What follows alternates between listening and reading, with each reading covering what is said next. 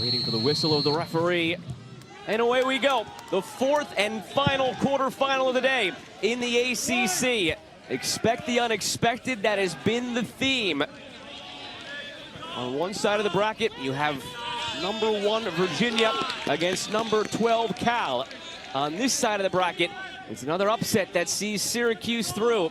Will it be Stanford? Will it be SMU in that fourth and final semifinal position?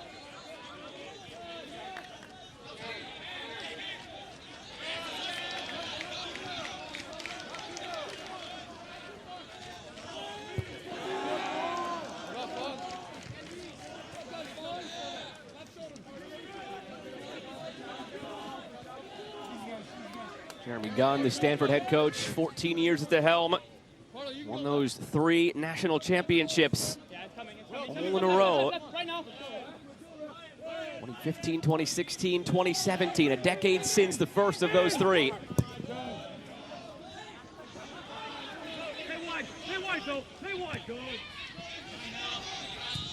Quentin Pimentel. It's a back from Brunet. It was a quick start in that game between SMU and Wake Forest. The goals came early for the Demon Deacons, and then it just was helter-skelter from there. So we'll see if SMU keeps it open, and it's that same high-octane start here. 3 goals in the opening 15 minutes of that match, and towards the tail end, 6 and 26 overall. This is going to be a different look that they're adjusting to, a trickle-down effect, because of, at least for now, Zach Bohane being unavailable for selection. For people at home trying to figure out the impact of what he'll have, he started 52 out of the last 53 matches for the Stanford Cardinal. He's a mainstay on that right-hand side, so Tomo Allen, who can drop onto the width, he can pop onto that front line. Fletcher Bank, who carries a very similar type profile on the left side, just plays a little bit deeper. Alex Chow goes over to the right. That's as it stands now. The reason why you don't necessarily know what it's going to look like, Zach Bohane never leaves the field. He never, forget the starting lineup, he never leaves the field. So it's going to be an adjustment period, both from a scouting perspective for SMU, as well as the Cardinal and the loss of their leader.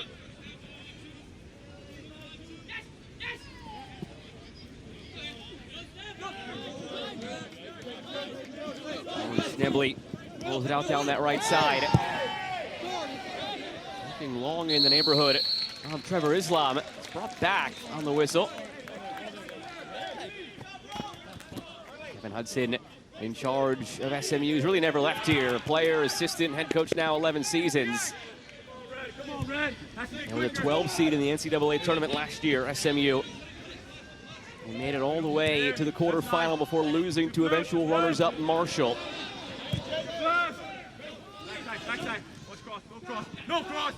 Oh, Cleary, give and go, end line Cleary, centering loose in front. Palmer Bank keeps it alive. Bank, post, the header, saved off the line. Landsberg is the one who got back and made the clearance. Similar for SMU. Fell behind 2-0 early against Wake Forest, and they were in some danger here. All 90 minutes expected. This is why it's so difficult to play against Stanford when they become very direct in nature. The physical demand that comes along with it. You win your individual battle. Well done on the backside by Landsberg, dropping down in. But it's wave after wave of attack. Just when you think the first battle and the second battle are over, the next line of Cardinal confrontation comes through. Lads Landsberg, the Danish center back. Last 2 years at Wofford. Started every game this season for SMU. Remember that. Clearance off the line. Could have set the tone for the whole night. A goal in the first 5 minutes for this home side. Stanford Cardinal group that is looking to take home their first ACC championship after 7 in the Pac-12. 6 of the last 8 Pac-12 titles they won before moving to the ACC.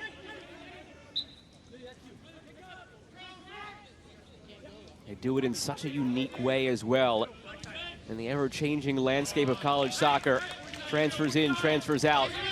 So many 4-year guys, 5-year guys. Cardinal players who come here, stay here, grow here. Which also makes it rare that there's 3 freshmen starting across the midfield here today for Stanford. There's the trust Jeremy Gunn has in those 3. To apart tall Jack Pim and Tomo Allen. One of the things that Jeremy Gunn has always been willing to give is trust into young players based upon talent and commitment. To your point, this is a program that, sure, from an educational standpoint, it carries different demands, but the commitment that he gets out of those players, we still see players at high academic institutions jumping different schools. That's not the case. He's committed to the overall growth of the person, the player, and the student. And certainly the success that has come along with it. 15, 16, 17 national title winners. Saw them again back in 2019 when they fell up short in the College Cup. And there is what has been one of the most consistent in a Stanford uniform. Zach Bohane, at least for now, unavailable, though he does have the bib on. He's still wearing the captain's armband, certainly dealing with something that hasn't made its way up to the booth yet. And to be fair, don't know if it'll ever make its way up to us. It could be gamesmanship that he's sitting there in the front row fully uniformed to give that thought to SMU. Or belief on the bench. Right. We'll effort to get you any info if it comes our way, but I'd wager that we probably won't find that out, Devin. Just shoot Jeremy Gunn a text, see if he answers mid-game. Get him on the bat line.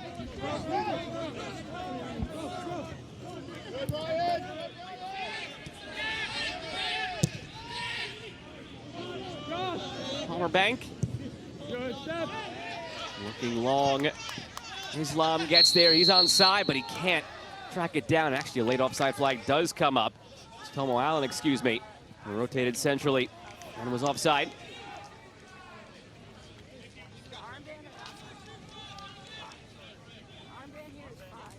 Tomo Allen, the replacement for Zach Bohane, 15 appearances, just 1 start this season. Does have 3 goals in that role off the bench. Number 48 recruit in the 2025 class, according to Top Drawer Soccer.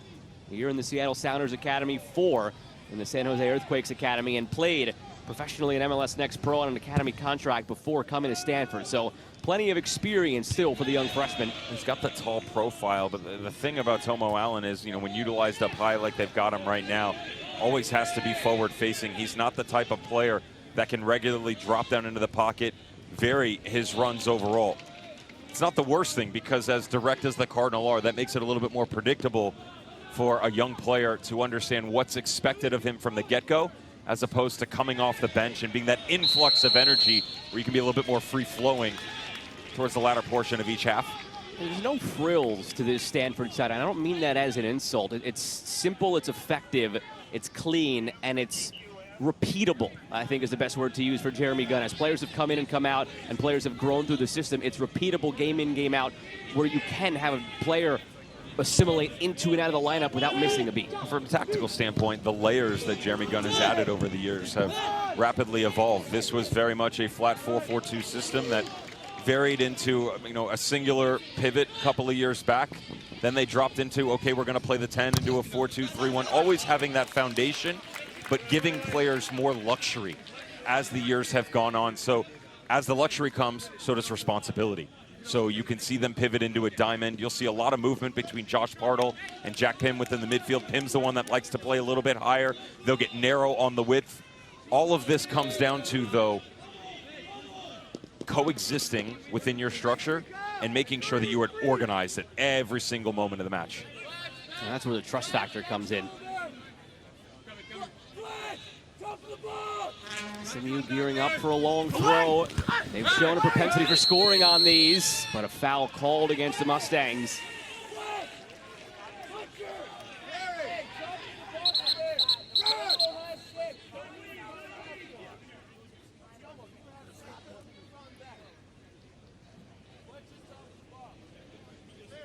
Already a conversation among the players involved in that challenge.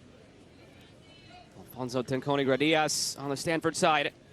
Stephan Soghomonian on the SMU side. First and probably not the last time those two will be coming together in this way tonight.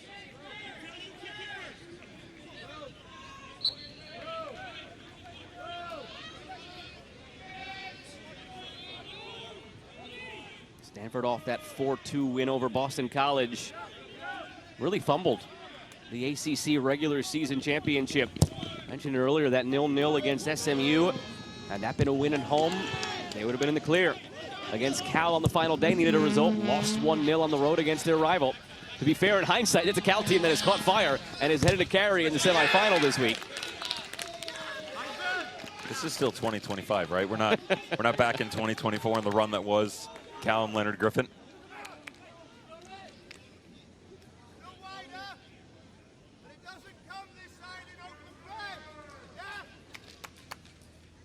Here's our ACC Network Friday night men's basketball doubleheader. Cameron Boozer and 6th-ranked Duke host the Sycamores of Indiana State at 7 Eastern. And Caleb Wilson, number 25, North Carolina, host NC Central at the Dean Smith Center. Both games also available on the all-new ESPN app. I doubt UNC will be 25 by the time that game comes around after their win over Kansas to open up the season.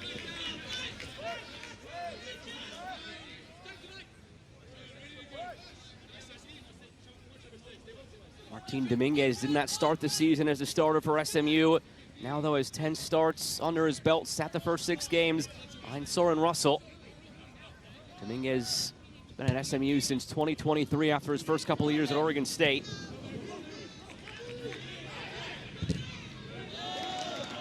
This has been a journey of a season for SMU and head coach Kevin Hudson. The biggest talking point for me at the beginning of the year wasn't the players coming in, because he always goes against talent. This is a storied university that carries a lot of experience within it every single year, pride for sure, but you lose impact pieces like Bailey Sparks within the midfield, Seysada Ruvel-Kaba on the back line, Brock Pope involved in that conversation, Djordjevic on the outside. Basically every single level of the field, you're talking high-level recruits and then impact players for the squad overall. Doesn't matter if you bring quality players in. Who's going to step into their shoes is one question. The other question is going to be, what about the other players already there? How do you get them up to speed and make sure that everybody's hitting a high level? And immediately it just didn't happen for them. They picked up injuries, positionally had to find the right spots, but finally found some real rhythm over the last 7 matches. Trying to find a rhythm in the attack here. Brunet. Mitchell. Tries to get to the corner. Cleary intervenes. Throw for SMU.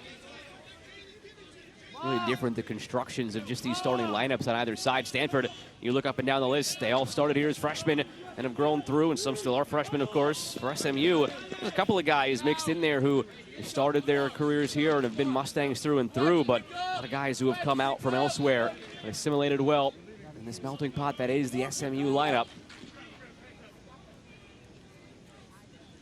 Another long throw on the way. Again, anytime it's in this vicinity, expect this from the Mustangs. Looking for that flick on, they get it. Still bounding around, the volley blocked. Pimentel had the chance.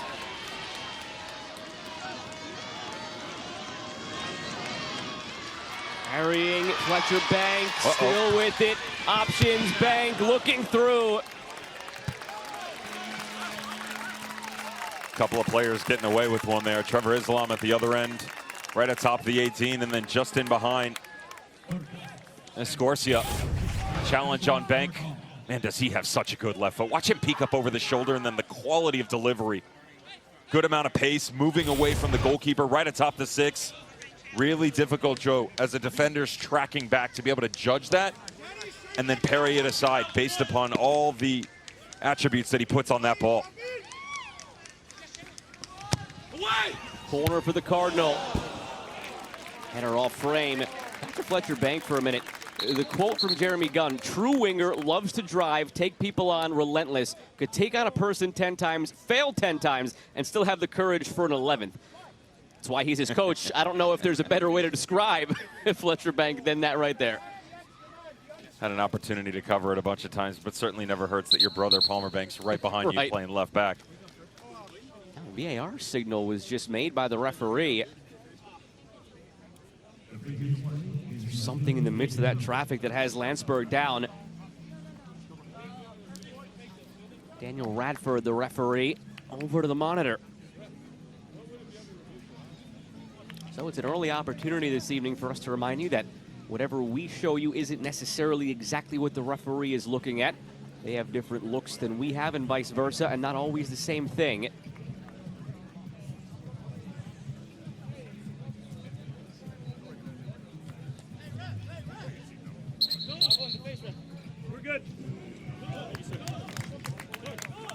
quick review, play on, no worries. Let's see, in the middle, watch number 2.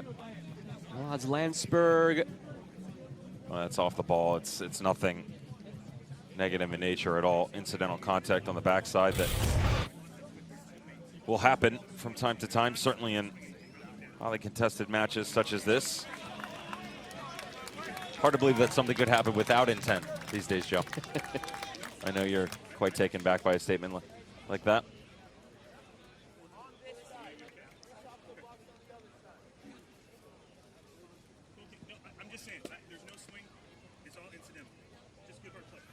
You can hear the microphones picking it up.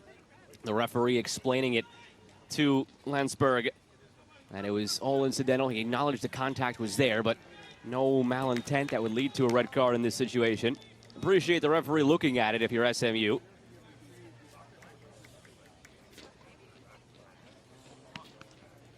Still trying to shake it off, Landsberg. Closer look here from inside the goal, left side of your screen, right there. There's a little nudge. No. It was a glancing blow at Slow. best. No chance. It always hurts a lot more in the moment compared to when we slow it down and have the luxury, we'll say. Life doesn't happen in slow motion. Not for most. Ever been to an airport? Things seem slow tonight for NC State, but Syracuse dropped 3 on them. That's astonishing. That's, while we were preparing for this, of course, didn't have a look, but that's one to go back and watch. I am curious as to how that game went the way it did. They had not given up more than 2 in a game this season, NC State. They're done in for 3 at home. Their only loss this season, the Wolfpack, came against a Virginia team that is arguably the best team in the country, the regular season champions in ACC, and they played down a man for 80 minutes in that game and didn't succumb until late in that game. It's their only loss before 3-0 thrashing tonight against Syracuse. Some irony in that statement in the sense of, yes, you're 100% correct, but UVA's only loss this season also went down to 10 men. Right. Different opponent, George Mason, different circumstances, and the scoreline was more of a throttling. It's going to have to be quick recovery for Mark Hubbard and NC State. One wonders now, though, with that loss and where Syracuse was in the RPI, much higher up, 43 coming into tonight's match. NC State was nearly a lock for a top 16. Going to have something to think about after that one. All depends on the movement around them as well. I still think NC State's top 16 Should seed. be, yes. Cutting inside, going for goal is Clinton Pimentel. Second time he's tried that, cutting in on that left foot. It also, again, depends on bid stealers elsewhere, but depending on the next RPI update, I'd also venture a guess that Syracuse is probably a tournament team now. They've actually, to your point, jumped up to 30. Oh, yeah. So they're going to feel safe. 30 and playing a semifinal game in the ACC tournament should be just fine. Against one of these two teams, Yeah. Stanford coming into the day an RPI of 9, SMU coming into the day an RPI of 23. And the cutoff roughly 40, that's where you want to be, inside Bingo. 40. If you're an at-large bid, yes. If you get any further than 40, you are starting to really shake. And now there's a really easy way for Syracuse and Cal to solve this, and that's just win the tournament. Now Sure. that you're there in the semifinal, you win it, you got that lock. But just in case, it does seem like they'll be okay. Friendly reminder, last year, Wake Forest, they were in a rough spot just outside of 40 before, went on a run, won the ACC tournament. Rest is history, as they say. Deep into the NCAA tournament as well. Different story this year for them, but it can be done. Worked out wide, Clinton Pimentel. Whips it in with the right foot this time. Hesitant, Schnebly off his line. Retreated. His back line deals with it, but not out of the woods yet. Soghomonian sticks a foot in, wins it to the end line now, looking for Escorcia.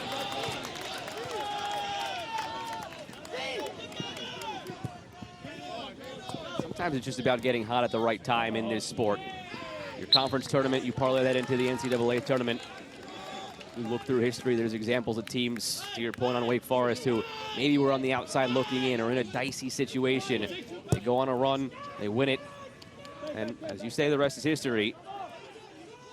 Cal nearly did that last year making the run into the last 4 of the ACC tournament. These two teams in a different situation. SMU and Stanford both safe. Pimentel looking. He's up, out for a goal kick. I like the utilization of the width here for SMU. Certainly Clinton Pimentel on the right side. Loves to cut in on the left, but he's got balance and quality on that right foot.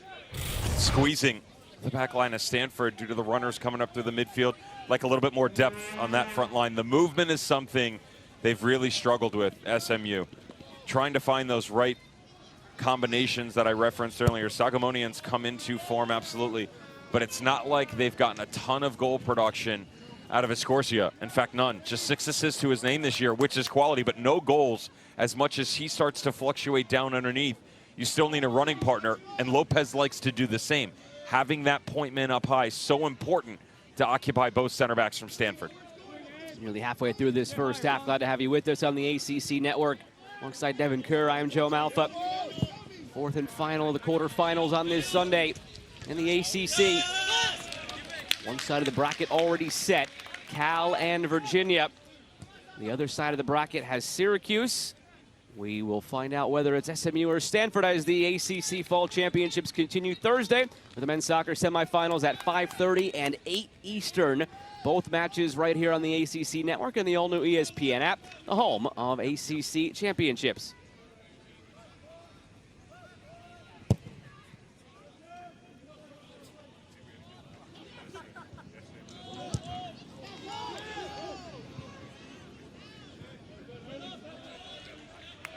By the way, if anybody decided to go out on a limb and do a sort of bracket challenge and filled out a bracket for Cuse and has Cuse and Cal in your semifinal, please DM me. I'm curious to see it.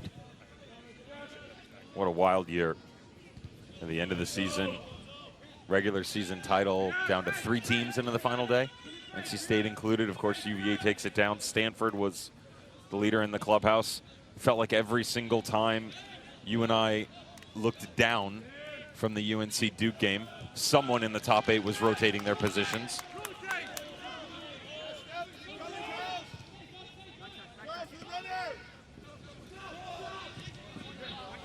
Curled in the bank, chasing it down. Does keep it in. Good sprint from Fletcher Bank on the hustle. Now Palmer Bank stepping up. And the brothers Bank combine for the foul.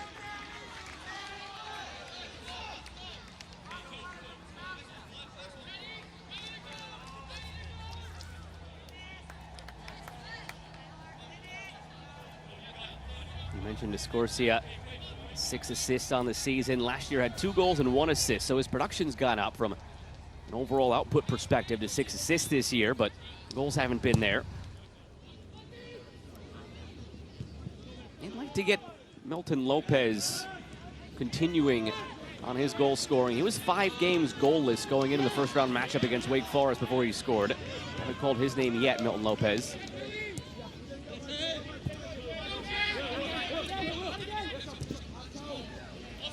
Cleary, give and go, cut off by Mitchell. Brunet.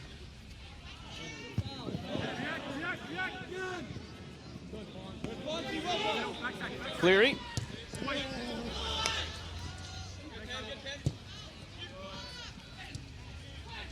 How's your touch?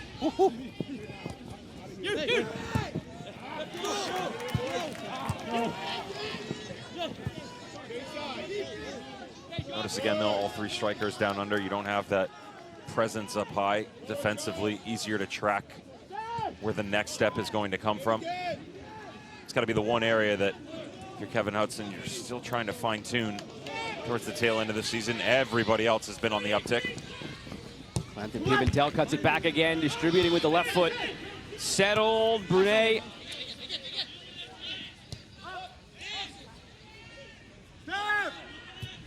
Brunet. All the way over to Landsberg. Mitchell. Well defended.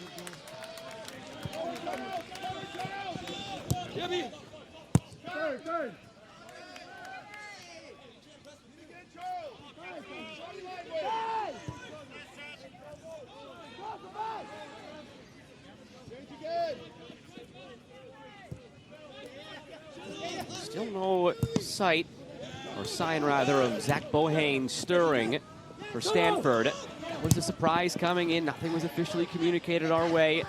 It's not a yellow cards thing for Zach Bohane.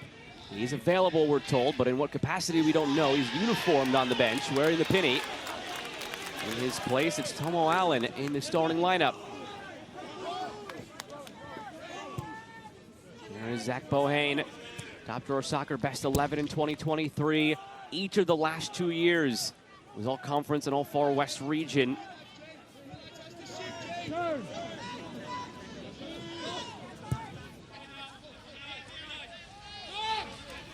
Fletcher Bank on the overlap from Palmer. Now uses his brother. Palmer Bank back. Now to Aparto. 0-0 2 weeks ago when these teams met here. Very tight and cagey affair. And they were Stanford could have with a win in hindsight. Locked down the regular season title and the 1 seed. Whipped in toward Bank. Flicked away. Palmer Bank on the volley.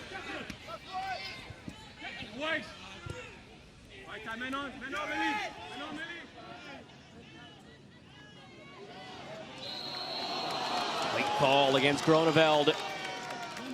And he's groaning about it to the referee.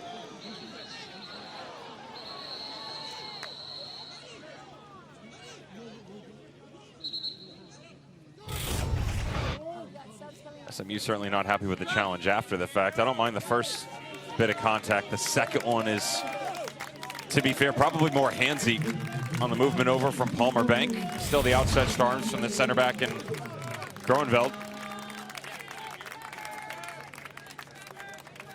The emotion of a game, the physical side that can come through, Joe. That's one as a manager, you like the aggression because you both close it down. There's no real need, though, to overstep because you've got the 2v1, the high line of pressure. If anything, it's the exact opposite where one of two things happens.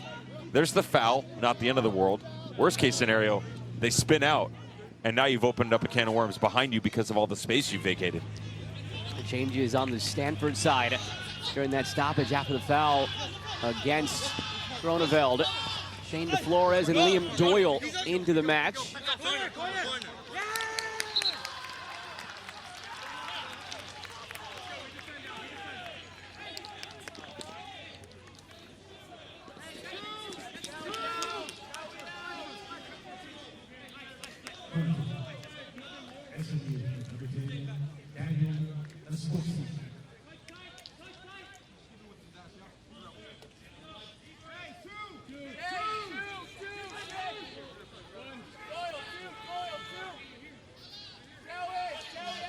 Scorsia out to take the corner. There is a short option. Worked back. Something off the training ground. Whipped in backside of the 6 to header on and saved by Schnebly.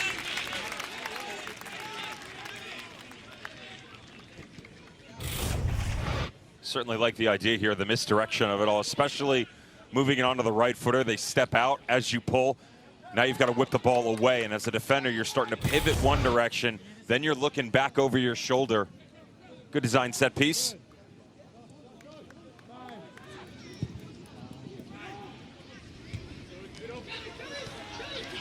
Just down, flag stays down. Doyle subbed on with DeFlores, those two combining. Out for a goal kick.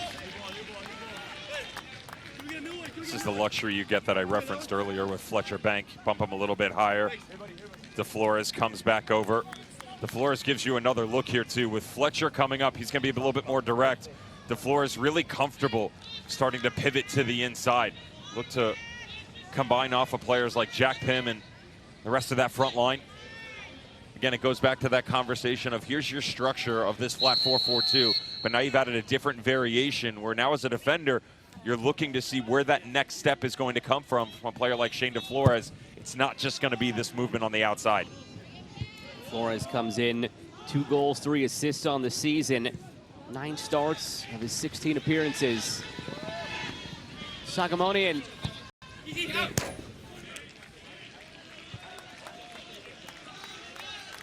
it's not for a lack of effort right now from these two teams. They're getting into their respective attacking thirds. Just not getting any clean looks once they do arrive. Not all nil-nils that are created equally. This is not a case of empty calorie possession in the midfield or on the back lines. They're going for it. Once they get there, both back lines are holding strong. Flores.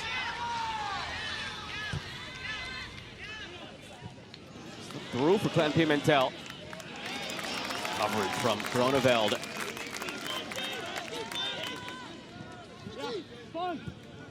Doyle is another interesting one coming on for Stanford. He's seen his role sort of decrease over the years for the Cardinal.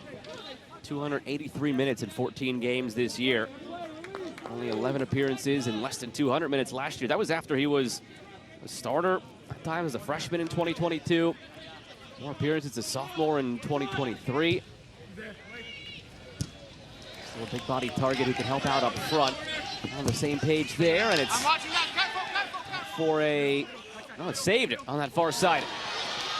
One back by the Cardinal. Dug out defensively. SMU holding strong down in that corner. Brunei.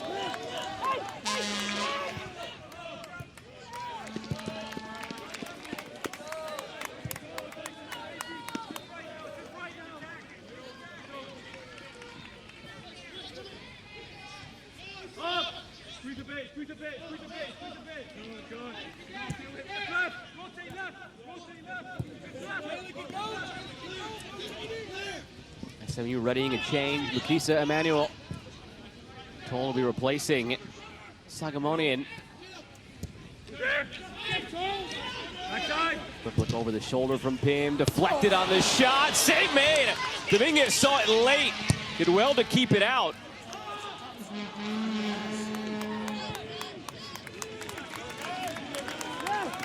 Deflection, traffic in front, late read on the ball.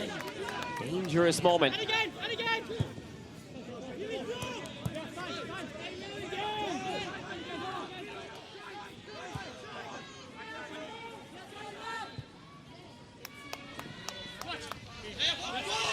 Fletcher Bank chips it in. Palmerbank was there. And the foul called against the Cardinal. Looked like a friendly fire, clash of the heads there.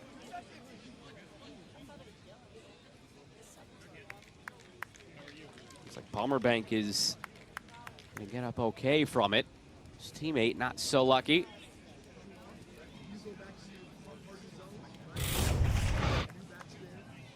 Go back to the contact first. Oh, that's going to leave a sting. Palmerbank and Shane DeFlores, and the chance just prior. This wasn't just the deflection. That little move right there, if you're Dominguez, he hesitates to come down and make the save. Thought that Pinoza was going to step in, the right center back, and move it aside.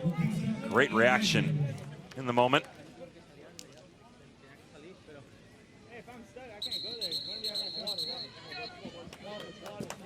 Much cleaner ball movement all from the Stanford Cardinal.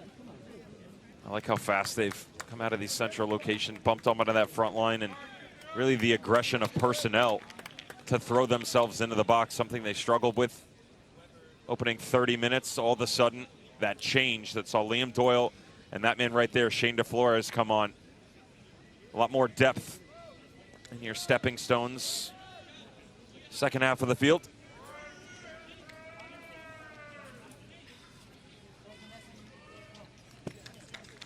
Here's that change for SMU. Mustanger Emmanuel on for Stephan Soghomonian. So again, Soghomonian for the most part this year has been a reserve player for SMU. 16 appearances, just 5 starts.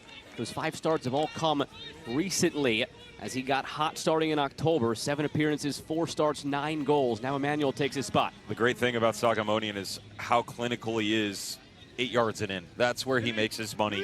Working in the trenches and finding himself in the right places at the right time. Mustanger Emmanuel is a type of player that's more speed-oriented, really good distribution, but you want to give him space to run into. And for a field that's condensed right now, and you can't really play through, you have more greenery to step in behind moments like this. Let him go cook. Get him into the channel, challenge him one-on-ones, and open this field up. The flex out for a corner for SMU.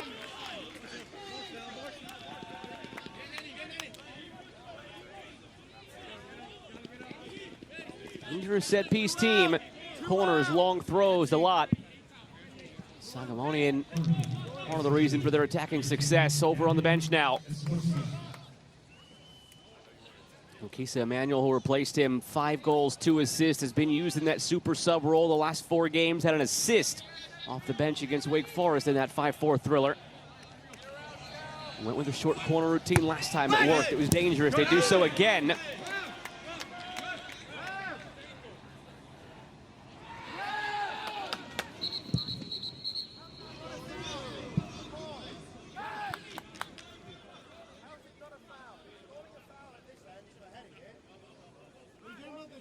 Back behind the play, Tanconi Gradias down.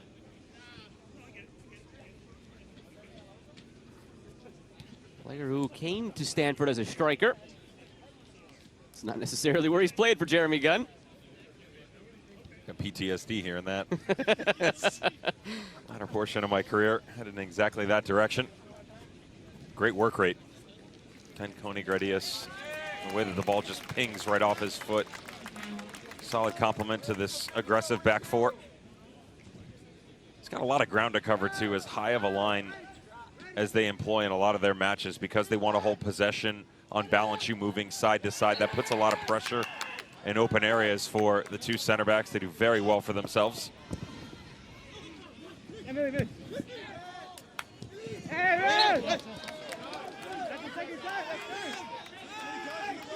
get heated between these sides. Pointing out previous infractions, no doubt remembering they only played 2 weeks ago.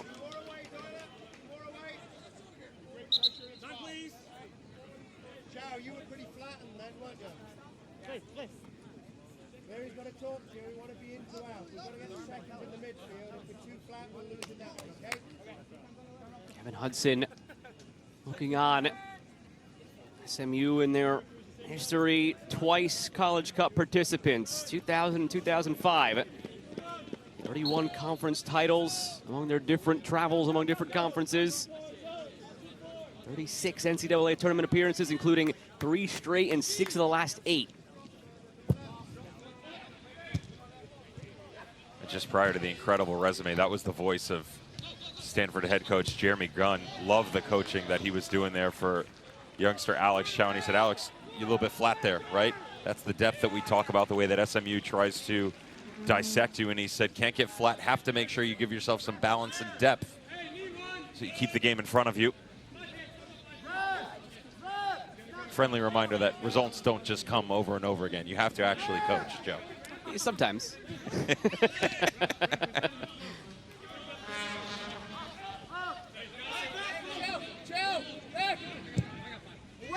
Landsberg floats it up. Goal kick.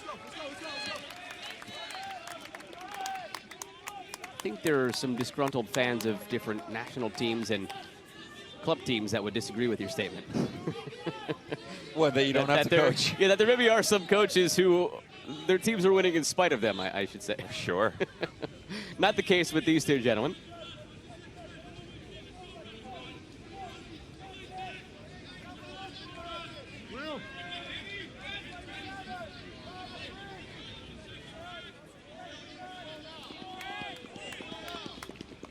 Both these teams with just 3 shots.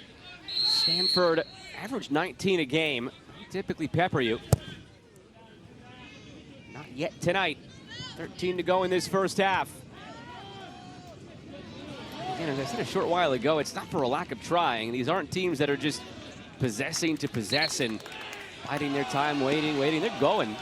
Just once they get to the respective attacking thirds, the opposition closing down defensively. For the most part, this midfield has been bypassed.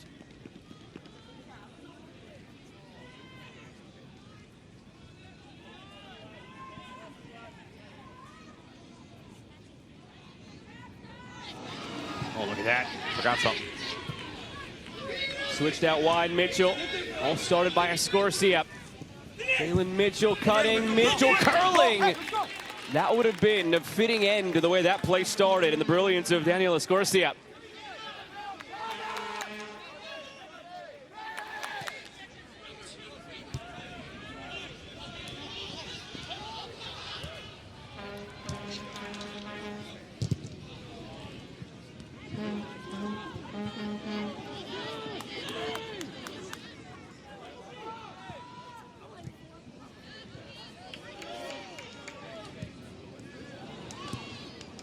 Manuel lost it. Good step by Groneveld. That front line starts to drop down in Escorcia. His hold-up play footwork is certainly going to be a big asset for him. I love the turn, but the clean decision that comes after the fact. And then the understanding here by Jalen Mitchell not to chase the play. Instead, recognize his positioning, keeps it to the outside. A little bit selfish on the back end, trying to go it alone because he had bodies inside the box. But good utilization of the full width of the field by SMU.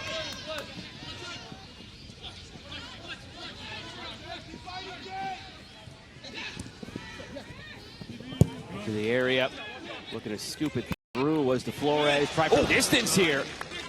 It seemed to have Martin Dominguez worried when it came off the foot, but always tailing away. Well, the first move that came back across, thought Fletcher Bank was going to hit it. About 20 yards out. Notice the pockets, though, that have started to open up. Shane DeFlores at the tipping point once again. 13 in white for Stanford. Love the change by Jeremy Gunn, really giving this team quality depth as they continue to move forward. Lost a little bit of balance on the width, though. Predictable coming down through the middle. That's one where if you're DeFlores and you start to pivot back in, Palmer Bank deciding, is it worth it for me to go? Do I have the ability to step, considering Escorcia is right here? Calculated, something always synonymous with the Cardinal.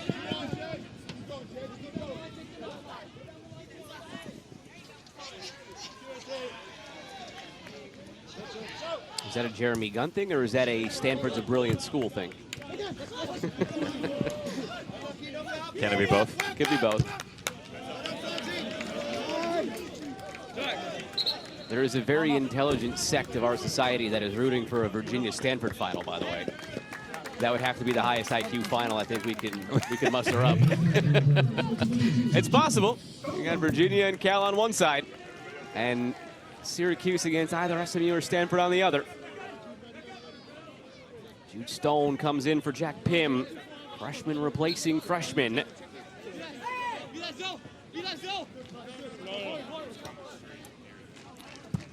Jude Stone, the freshman from Santa Rosa, California. Project 510, that's the Oakland Roots of USL Championship. Their Academy and USL League 2 affiliate.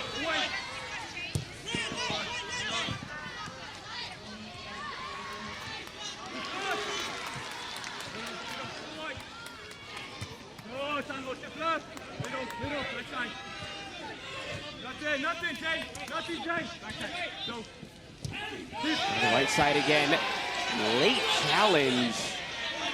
Stanford not happy about it. Clearly looking to the assistant referee.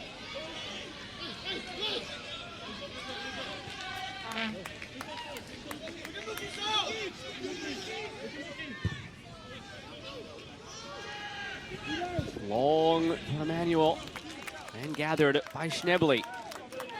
8 to go in this first half, still scoreless. So nearly through 3 full halves of play this year between these two sides, scoreless. Just 2 weeks ago, 0-0.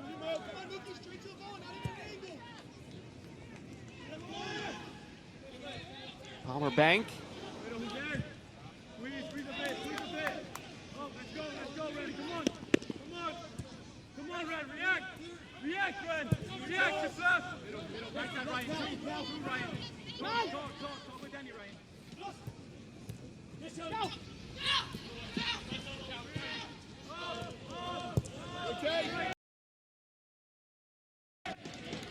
Groneveld. Palmer Bank and Groneveld again.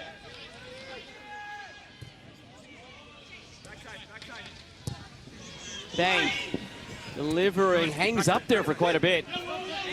Cleary on the far side. Jude Stone deflected. Bank slips, trying to keep it alive. Starting to circle the waters a little bit here, Stanford.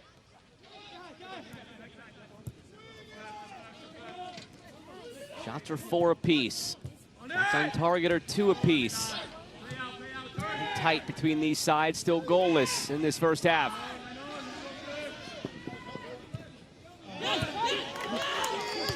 Stone intercepts. Partal from distance comes It's from Liam Doyle. Claim of a deflection. It goes unanswered. Goal kick. These two teams similar in many ways through ACC play, and it's tight through this first half. The difference is for SMU, they were far behind statistically until they reached halfway through conference play. Consistency in the lineup for Kevin Hudson gave them the ability to climb the rankings a little bit. SMU has chased down pretty much everyone in front of them. Stanford, steady as you go since day one. One of the best teams in the country, most organized, most consistent. I talk about the physical side of the play. Since game one, never an issue. Martin Dominguez down, being stretched out. Watch right as he goes for the goal kick. Cramp. You hope. Hopefully.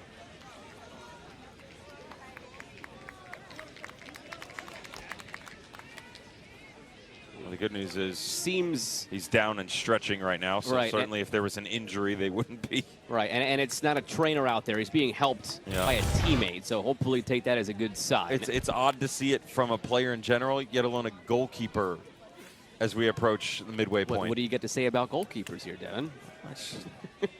The odometer doesn't tick at the same rate as some of the rest of us that are out there, put it that way. Although spirit and emotion, something not lacking for Dominguez in goal for SMU.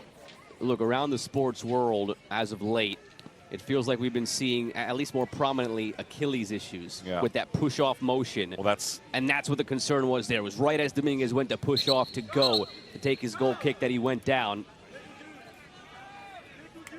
But again, the fact that nobody rushed out, he's taking steps. It's just the shot on the backside there, by the way.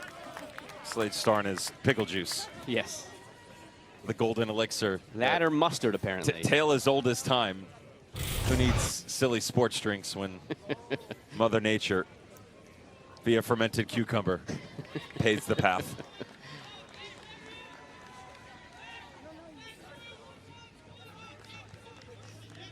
Keep an eye on this, though. Cramp doesn't necessarily go away immediately, no matter how hard you try to wish it away. Still 6 minutes to go in this half. If you're Stanford, who don't typically need a second invitation to go for a goal, averaging 19 shots per game, you might want to just test Dominguez here and see what his range of motion looks like. This time he gets the goal kick off without a hitch.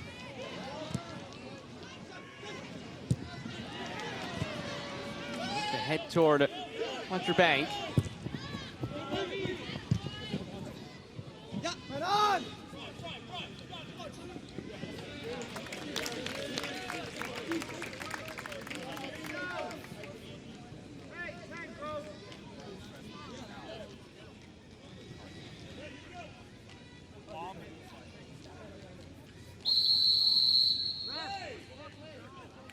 I mean, this is a compliment, and it's just one of the things that sticks out over the course of the season.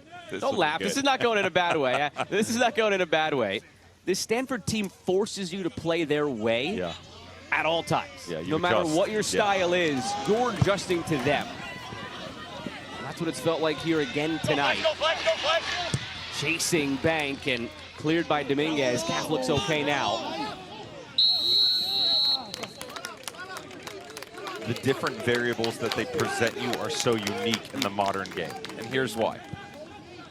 We see the three-back system for SMU. We see teams that are throwing three strikers onto the front line. You know, you play with a single pivot. You want to throw numbers forward, right?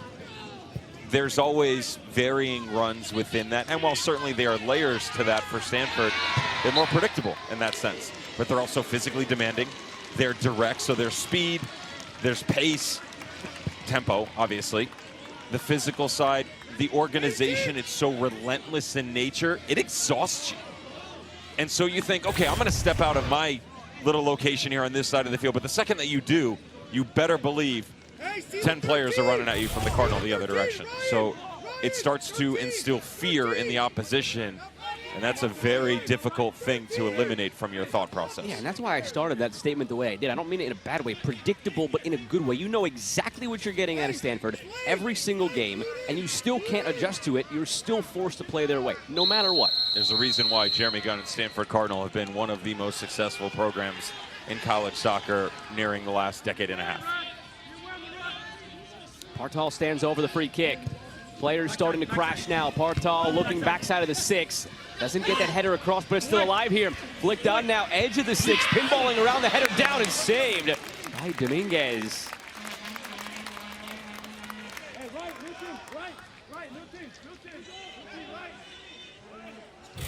Surprised we didn't see a drive through this ball on the back stick here.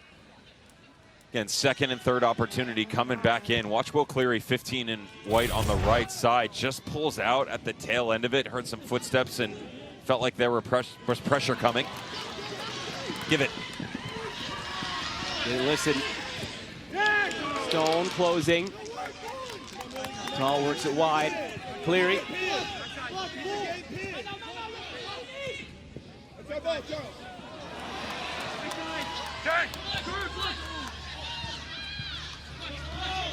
Bank.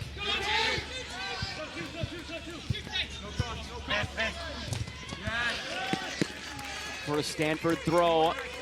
Closing 2.5 minutes of this first half. Stanford have started to wake up here in the dying embers of half number 1.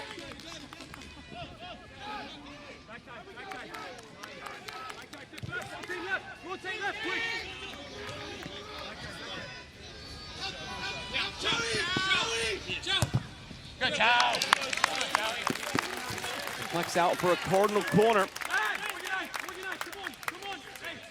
Alex Chow able to earn it down that far side for Stanford, the sophomore from Palo Alto. Got all the way up to number 18 on the Top Drawer Soccer Top 100 last year. Finished the season at number 100. A goal and an assist this year in his 17 starts.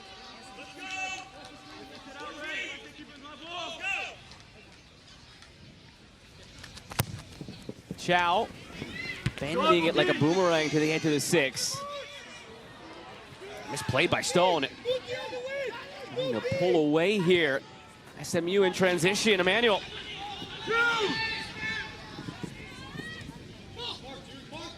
Piece of Emmanuel. Now corner at the other end, from one corner to the other.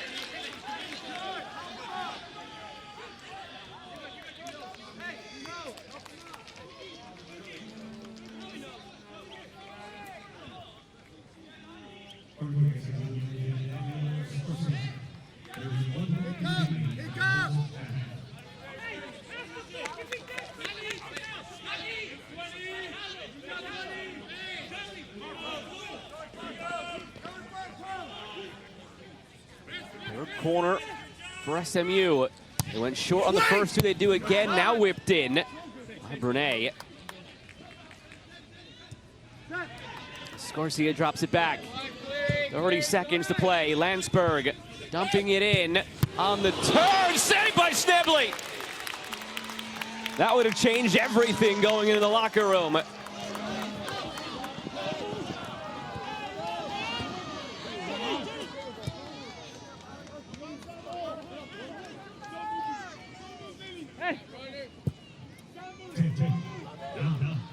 Countdown begins from 10 in the stadium. Brunet. And they get one more look floated up toward Emmanuel, gathered by Schnebley. So an eventful end to this first half. Big save by Schnebley. Cardinal group. So as he stays out for now, we'll see who might be able to step up. Cardinal left to right in the white. Mustangs right to left in the red. Second half underway.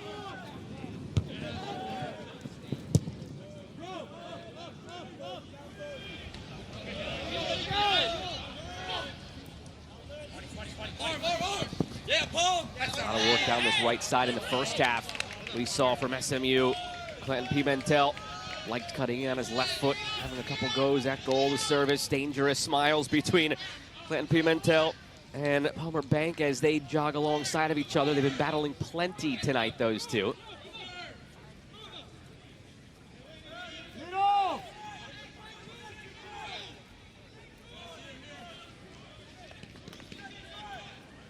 Don't know full well what to make of those comments from Jeremy Gunn. Zach Bohane, he's in uniform. There was nothing communicated our way. It seems like there's some hope, but it also seems like they're ready to just move on without him, for lack of a better way to put it here tonight. He's going through his warm-ups. clear what the issue is. For Stanford, of course, you want to get through tonight, but then the question becomes, well, what's his deal for Carey if they make it through to Thursday for a team that has conference title aspirations and national title aspirations? And two things very clear to me in this business. Number one, never assume, right? We don't want to speculate as to what is going on with Zach Bohane. The second part is, selfishly, I'd like to stay on the Christmas list of Jeremy Gunn. Don't want to get myself into any trouble as to what could be going on behind the scenes. All that matters is, to his point, this team is deep. They've got quality everywhere, and while they didn't get the breakthrough in the first half, they certainly were aggressive, played this game very high up on the pitch, and controlled most of the opening 45 minutes of play. Cleary.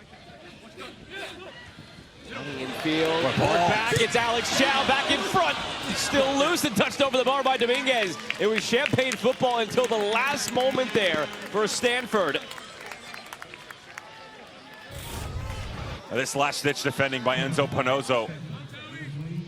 Shifting right across the top of the 6. Perfect from the defender. Structure set, he missed it actually. Thought Penozo was the one who stepped in front of him, and not the case at all. Wow, that's a big miss from Partal. It's only a corner because of the slap over the bar by Dominguez. Now the corner from Chow. Open man backside, loose in front, wrong side of the post, but it did deflect. Another corner now. Who's the other freshman midfielder this time in Jack Pym? That first angle we had, I was convinced in live play as well that Enzo Penozo slid all the way back over to step in front of Partal, and instead just a little kiss up off the deck right before he stepped through it. Couldn't create clean contact. Partal will deliver it now from that far side.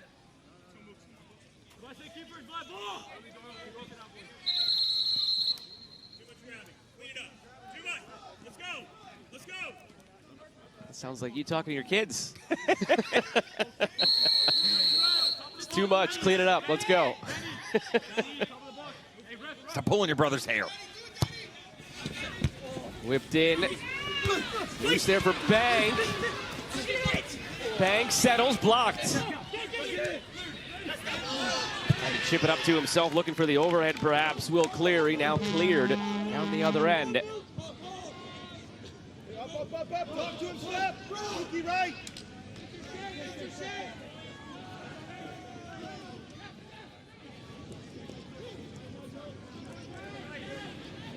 Couple of good looks to begin this second half for Stanford. Knocking on the door. Edge of the area. Good shot, better save. And pounced to by Martin Dominguez. Tomo Allen, who started tonight in lieu of Zach Bohane with that effort. Nice clean feet to start the second half here for Tomo Allen. The striker's positioning as he starts to come back through. The first one, the second. Love this right here. Back across the body for the striker. Does catch a little deflection. It's so difficult, which is tight as that 18 will be. Landsberg, Starnes, and Penozo just closing off every single gap. Got to do a lot to create a little. Already 4 shots in this second half for Stanford. They had 5 in the entirety of the first half. Remember, we told you in the first half that they averaged 19.5 shots per game, among the better shot outputs in the country. And now they're starting to pepper Martin Dominguez, force him to make some saves, 5 of them to this point. Number 4 in the country with that mark, 19.5 shots per game they average.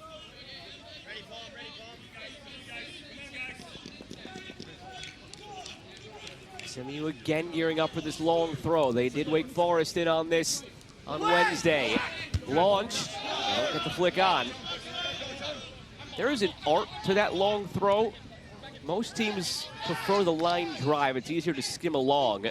Easier said than done. SMU go for that rainbow delivery, but now it's back the other way. This is a 3-on-1. Becomes a 2-on-1. Still there for the Cardinal. Saved by Dominguez. Leaves no rebound. Fletcher Bank puts his face in his palms. It's good defending on the tail end of it. Mistake centrally Charles-Emile Brunet takes a real risk-reward situation and puts his team on the negative side of it. The number 8 for SMU, as he left his feet, just opened up an acreage of space down the middle. That's the defending I was talking about. Now that's Landsberg, who's come all the way from the left side in transition. He pushes the play that way, so yes, you get a shot off, but it's from distance, and it's a poor angle compared to that ball that could have easily been cut in behind, if not for the run that he slowed down as a defender to eliminate the threat. Took them all 5 minutes, well, closer to 6 now, to equal that first half shot tally. You know, this game is simple sometimes. We overcomplicate it. When I asked Jeremy Gunn what needs to be done to get on the score sheet, it was score goals. How do you score goals? You take shots. They take 5 in 6 minutes. Sometimes you do just have to simplify it.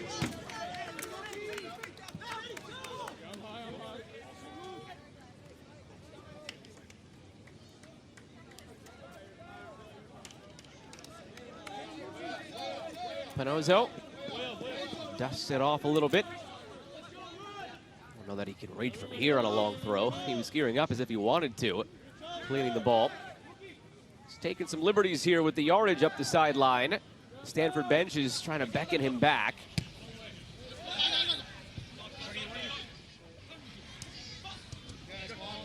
Manuel commits the foul.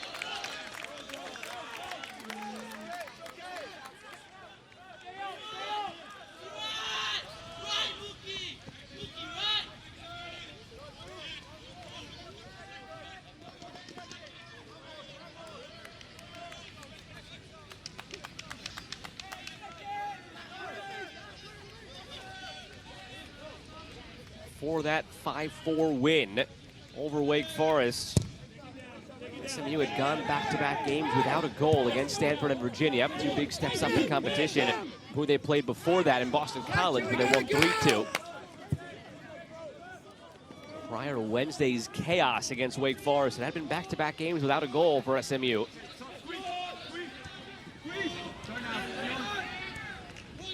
Alluded to it before, Devin. It just doesn't feel like they want to make a mistake against this Stanford side. At what point, is there a point, you just have to throw caution to the wind and go for it, or in a tournament setting, you just hold on, and if it goes to penalties, it goes to penalties? Certainly the only way that they've found success in the final third is opening themselves up. I still look at the way that they're going about their game plan right now, steady as you go. They've been clean overall. I'd like a little bit more out of the midfield from Charles-Emile Brunet and Alex Salvo. Just kind of push the tempo a little bit, close down some of these spaces that Alex Chow has done a really good job of in the second half, inverting himself. And the cleanliness of what has been the front line of Tomo and Liam Doyle makes it much more difficult on the midfield, too, to get space going. So you get some support all over, but you don't need to chase the narrative right now.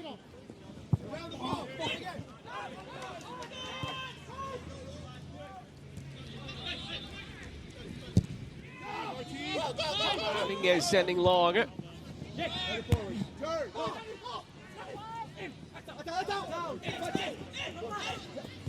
stay in according to the assistant referee. Good. Challenged by Charles-Emile Brunet. Emmanuel. Overlap from Clinton Pimentel. Looking in front. Ball still loose into the hands of Schnebly. Much better, though. All from where? Emile Brunet. Just a big tackle in the midfield that opens up space. You're brave in the moment. You don't have to commit a ton of numbers. It's just closing down in the right space. And then you're off to the races with that front three. Well done by SMU. Could have bounced anywhere else, and there were 2 red jerseys waiting to pounce. Could be the difference, too, on a night like this, when the margins are so slim. Just a bounce that goes your way. Chow. Tall works it back. Roneveld. Bank. Palmer, Bank, and line. Good tackle put in to win it back by Starnes.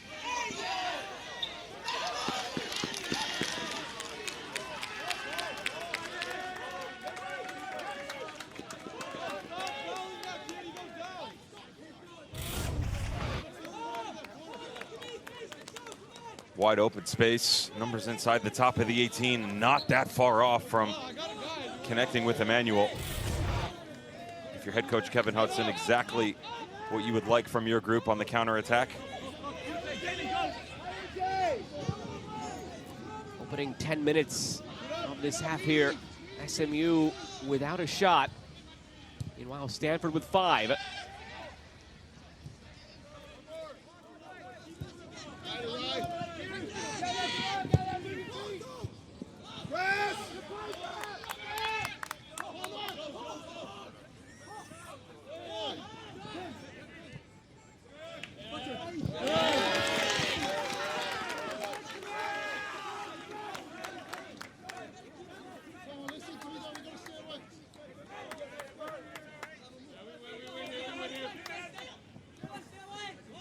Oh, you're not going to like that. I'm going to say this. I mean, it's basically every single day we spend together, but go ahead. First 3 quarterfinals of the day all ended in 90. There it is. Yeah. Feels like this one may be due and destined the way things have gone, and then they'll know these teams played 2 weeks ago. Wonder what might be able to decide it, if anything, in the 90. There's not much separating these teams right now.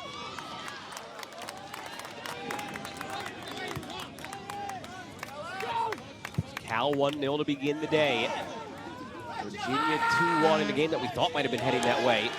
10 minutes to go. Ended up taking a 2-1 lead and then had a penalty to make it 3-1. Didn't go in, but they held on to win it 2-1. Syracuse dispatching NC State in the shocker of the day. 3-0 scoreline there. All in 90. From distance here, Dominguez saved, big rebound, saved again! Oh, Dominguez saving the Mustangs! Tomo Allen had the chance, point blank. Dominguez said no. Perfect utilization of depth once again, though, working from that far left side. As the ball pops back up through, notice the options available for Stanford. The first one from distance, I don't mind. Because the back line is so high up, you have the ability to strike quickly, and then you can step in the space behind. If you continue it, they more than likely close that space down. And forget the first look, you don't get a second or a third. That's a career high in saves for Dominguez, 7. Whipped in from the corner. His career high was actually 5, so now up to 7. Something tells me he'll have to make some more as this goes on. Took the job last year, slow to get going this year. Full reins after what is 10 matches now for Dominguez in goal. There's no doubt that regardless of what it looks like in front of him, this man has no problem producing the spectacular in the moment. That was very December 18th, 2022, Emi Martinez of him sticking out that left foot. Saving Argentina in the last play against France before penalties. A long way to go before that. A little bit of a different stage too, but same type of save. But that's how you coach it up. Goalkeeping coaches around the world, in that moment, you're hoping that Tomo Allen misses or he hits you. There's really no save to be made. There's no reaction to be had. You stick your legs out, you stick your arms out, you make yourself big.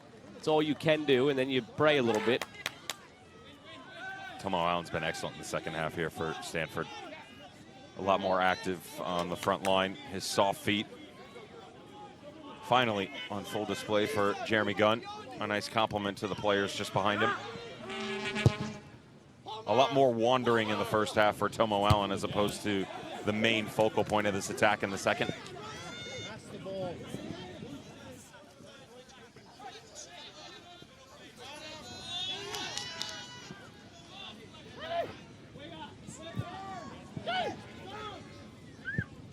Renee hitting it wide for Mitchell. Mitchell back inside to Brunei. Space to be had down that right side, looking through Emmanuel. Shouldering off, what a contact there, penalty. Mustangs from 12 yards out, chance to take the lead. Seemed pretty clear cut. We'll see if they decide to take a second look, but that was one of those that seemed textbook cut and dry penalty. A bit fortunate as well. on the indecision to come back to the outside. Charles-Emile Brunet, great movement here. He works it to the near touchline with Jalen Mitchell, but then makes himself available. Love the peek over the shoulder to create the connection to the far side of the field. Wanted him to hit that long. Instead, on the short ball, actually holds the width, and that's where you wanted it to go back to the outside. But in that indecision, you get closure and space, and there seems to be contact, real validity in the challenge that was, and the point to the spot. Yeah, clear cut. The referees are not even going to take a second look at this one.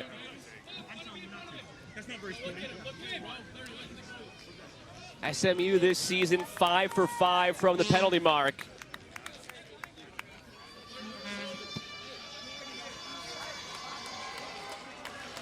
Schnebley will be tasked with keeping this out. Soghomonian, who steps up. 10 goals on the season. They've yet to even take a shot this second half, SMU. This penalty will be their first. Soghomonian from Santa Clarita, California. Went abroad to Germany playing for Fortuna Dusseldorf for the U19 Bundesliga. Worked his way back to the U.S., now at SMU. 10 goals this season. Soghomonian scores! SMU has the lead.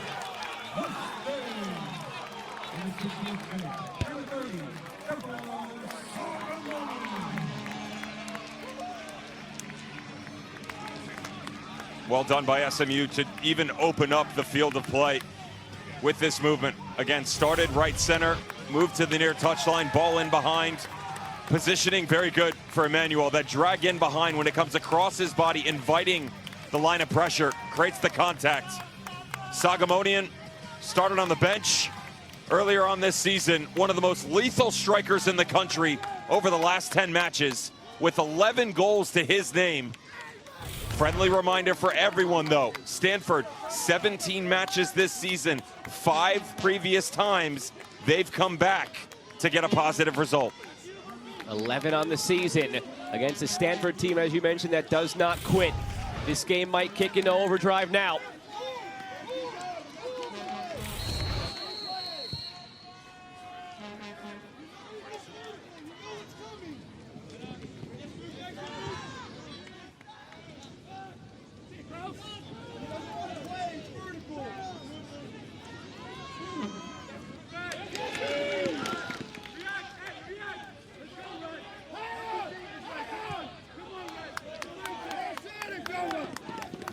Of the season for Soghomonian, has him 11th in the country. Had just 2 goals as a freshman last year. 14 appearances all off the bench, and that's how this year started too, remember, for Soghomonian. It wasn't until the calendar turned to October that he really took it up a notch. 9 goals since October 1st. Now 10, excuse me.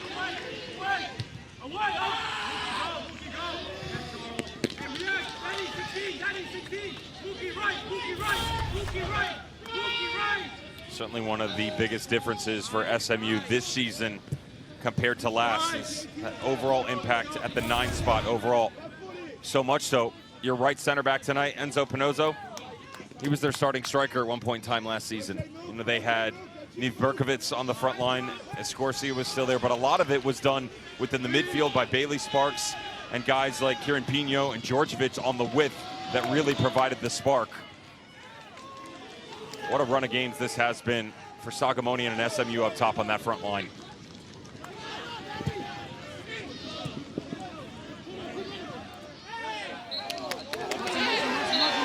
A little extra in that from Bang. Hey! Stomps on it. Pushes him and stomps on it. There's definitely some friendly fire on the back end of it with the hands away from the body. You could hear in the background he stepped on him. From our vantage point, very difficult to tell as to whether or not that took place. Seemed to be contact, though, either way. And you would imagine with the extracurriculars, what should have been a yellow. We'll take it to the monitor to make sure. Heard the audio from over on the bench. They called On the SMU bench, they said he shoved him and stomped on him. I didn't necessarily see the stomp. I saw the shove, but I think it's the stomp they're looking for. It was after the fact. Again, there's good job by Bank of closing it down. So he's frustrated because he thinks that ball is still alive. And there's a shove there. Don't see a stomp, though. Not a stomping motion. He certainly stepped on him, but when he went to clear the ball, he landed on the back of his calf and tried to get off of him. There wasn't a concerted stomp motion trying to injure an opponent there. Purely incidental, I think.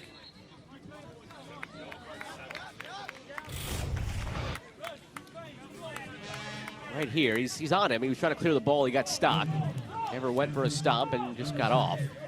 Yellow card is shown in the end for Fletcher Bank. So he's in the book, but color yellow.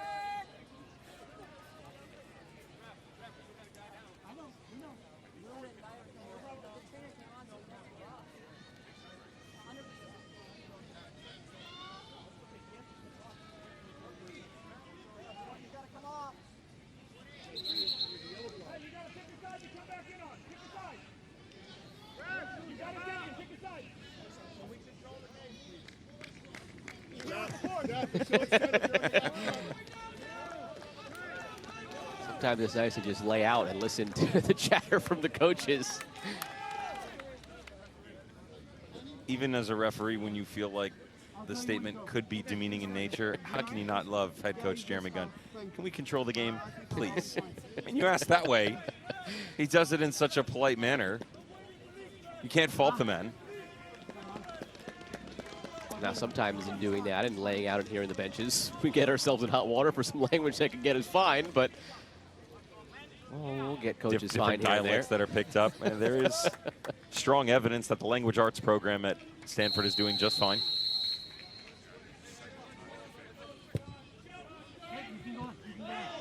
Well, someday, Devin, you'll get a coach fined and you'll get in trouble for it. I'll stay out of it. Free kick on the way for SMU.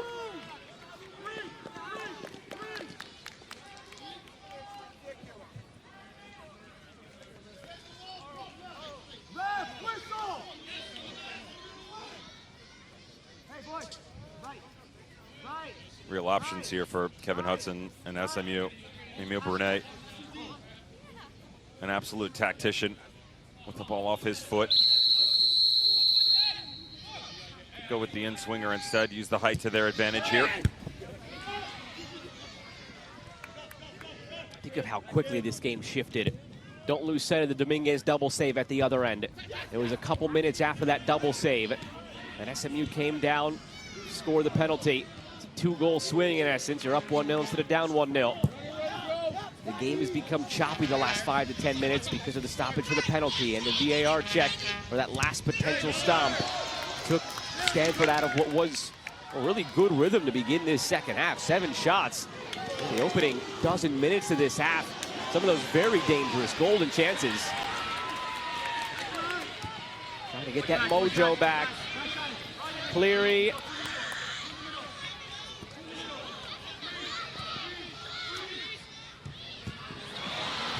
Chow gave it away.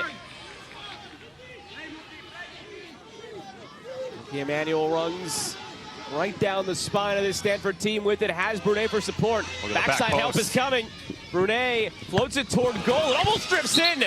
Schnebly just had to make a last-ditch effort.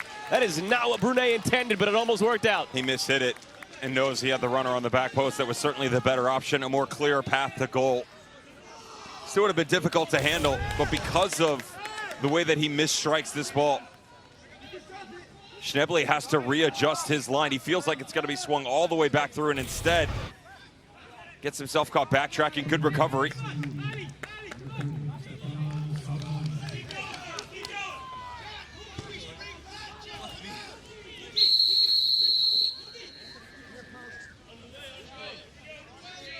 Soghomonian, who scored the penalty, now on the corner.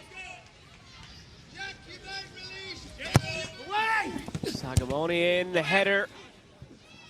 He's managed as well to get his balance back and his wits about him. A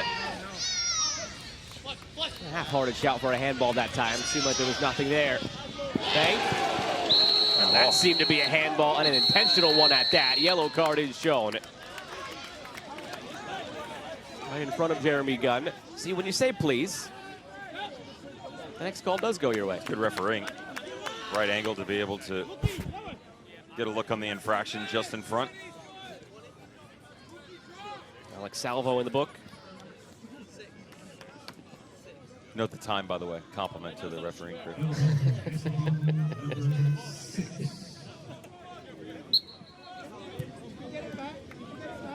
It's taken 65 minutes for you to say something positive about him, so I thought I'd step in. How are you throwing me under the bus here? You're in the same boat.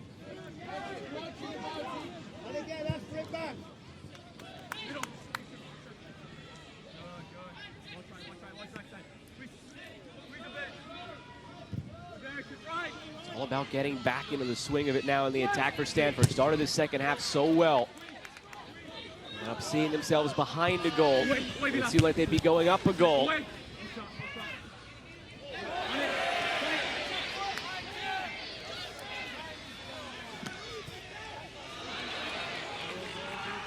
Both of these programs lost at this juncture of this tournament last season.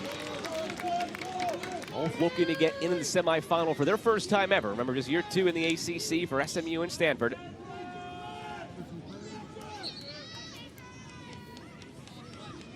Playing red, keep playing!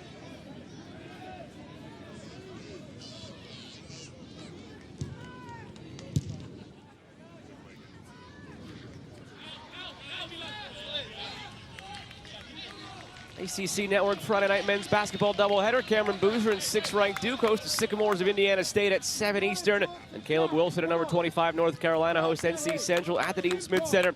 Both games also available on the all-new ESPN app. Call me crazy, but both of those games aren't too far in proximity to where we're going to be located in the triangle for the ACC semifinals and then the following final. It's interesting you bring that up. I think I like where your head's at. I feel like there might be a trip in our future. That feels like a bucket list thing there. Hit a Duke tip and a UNC tip in the same night. I have to run that one up the flagpole. Al's Hamburger and call it a day. Now you're speaking my language.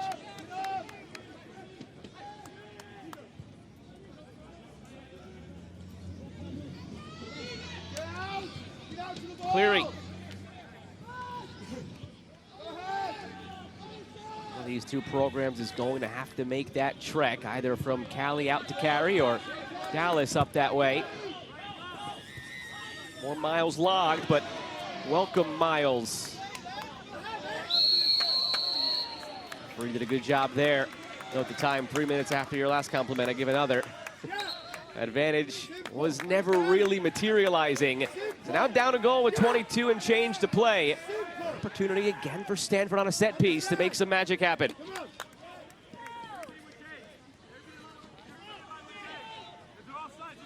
And 7 shots in the opening dozen minutes of this second half. Nothing in the last 10.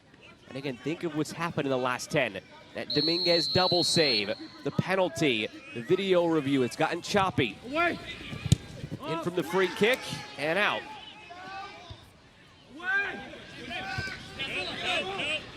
Going straight up, Landsberg.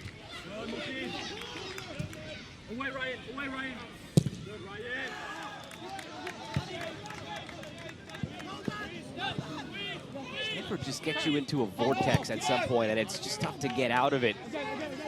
Count up all those moments in that last exchange where they just pumped a ball into the box. At some point, one of those bounces, you misclear one of them.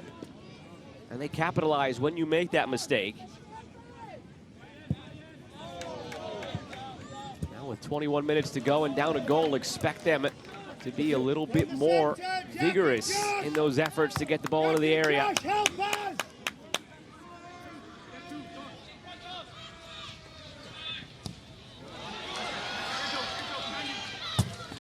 And line clearing. Tackle. Cleared out clean from Landsberg.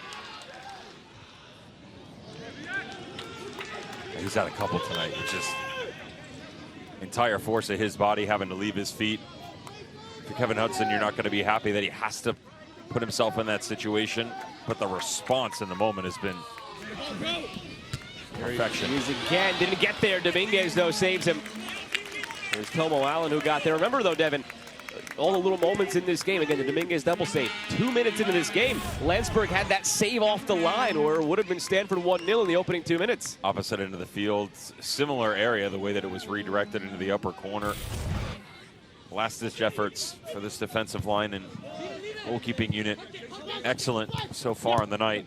A little bit more control within the midfield right now between Emile Brunet and Salvo. Slow the game down, and if you're Jeremy Gunran, probably wants some more out of Partal and Jack Pym. A lot of the game played on the outside. All the space that's being closed down, a bit predictable in nature. Still with 20 minutes to go, no sight of Zach Bohane, who could have an immense impact now for a team that's down a goal for Stanford. We've seen him, he's been warming up. And no official word on his absence tonight. And what might have precipitated it. I don't have it in front of me, Devin. You said 52 of the last 53, was it? Started, not just played. Right. Started. And hardly ever comes off the field in those starts, if ever. Every single game his sophomore year, every single game this season until tonight. He only missed one last year. I'd say it was a red card, if memory serves me right. Last year that he missed it for. I believe so, don't quote me on that.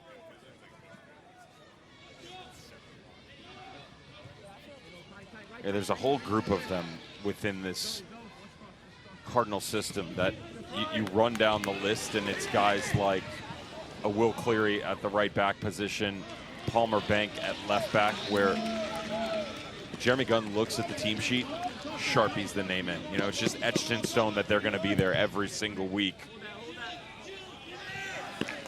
Such a luxury, but also can be a defining moment for a group where you lose a captain. Certainly the statistics that follow for Zach Bohane on the right side of the midfield, how he deploys his efforts, inverted combo play, strikes from distance. Some soul searching over the course of the night. This team also never out of it. Do a great job of coming from behind. They were down 2 goals against Boston College in the midweek in the opening round. Scored 4 unanswered. Chow. Groneveld. Bank. Palmer Bank delivering. It's all the way through for Will Cleary. Back to Chow. Had to give and go. Went down quite easy. I don't think there's anything in that. They may take a look here. Referee will make the signal. He'll go check. The naked eye seemed a clear dive for Chow. Well, let's see. Felt like there was the tiniest of tugs, whether it was gamesmanship in the moment or real intention to bring him down. No chance. Yeah, I stick with the dive comment. The hand touches him, but yes, it is a dive. That's what I'm saying. If you're Charles-Emile Brunet, the arm's out almost as where's the run coming from? Do I truly need to be threatened? But because of the way that the ball's played, pulls out of the infraction for sure, so no contact. That would cause concern for the referee. Who's got better hair, by the way? Charles-Emile Brunet or Bailey Sparks from last year? Bailey Sparks was like the old school messy cut, down to the shoulders, flowing in the wind. Emile Brunet? Joe Malfa, 2010. I might have to go with Emile Brunet on that one. Oh, and right on cue, all you know is he's letting it flow now. This is a Pantene commercial. The hairband's out. There we go. Troy Polamalu, former Pittsburgh Steeler, happy somewhere. Credit, by the way, as you look through this whole thing, is certainly no penalty, no contact. SMU, all the key impact pieces we talked about, we were just discussing. Bailey Sparks, Emile Brunet, not seamless in nature as they're a different profile of player, but right into that midfield. Landsberg on the back line. Starnes, center back position. Escorsi a couple years ago. All transfers, all have done very well to earn the trust of the manager. and become a mainstay for this Mustang group. I hope somebody, a friend or a family member from back in Montreal, clipped that. That was just perfect spontaneity. And he went for the headband as we're giving him the If compliment. nothing else, NIL marketing opportunity moving forward. We'll be here all night.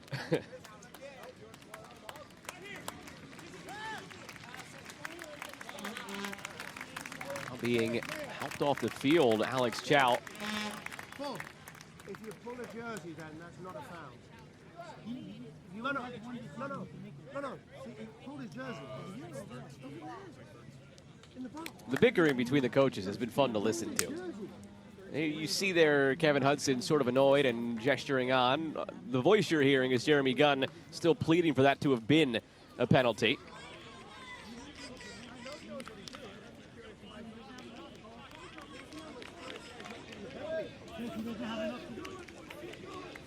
We can see it.